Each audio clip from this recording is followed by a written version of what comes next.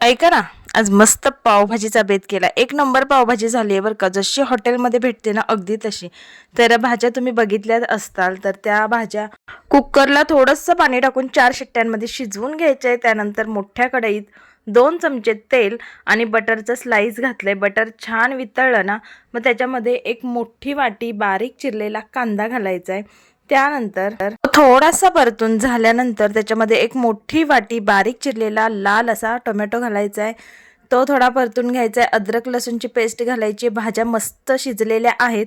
थोड्याशा आता स्मॅश करून घेऊयात. तर स्मॅशरच्या साहाय्याने, खलबत्त्याच्या साहाय्याने कशाने पण स्मॅश करून घ्या. त्यात काही पॉईंट काढू नका.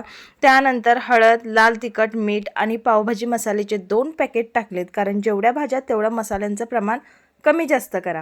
आता मस्त हे परतून घ्यायचं आहे. त्यानंतर स्मॅश केलेल्या भाज्या यामध्ये ॲड करायच्यात आणि सगळ्यात एक महत्त्वाची गोष्ट म्हणजे कोथिंबीर नव्हती बरं का माझ्याकडं, तरी पण ही पावभाजी जबरदस्त लागलेली आहे.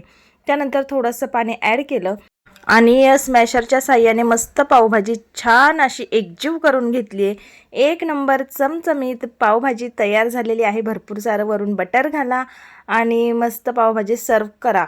त्याआधी सगळ्यात महत्त्वाचं म्हणजे आपले पाव मस्त कडक असे भाजून घ्यायचे. तर बघा, थोडंसं बटर घातलेलं आहे. ते बटर छान पावला लावून मस्त पाव असे भाजून घेते.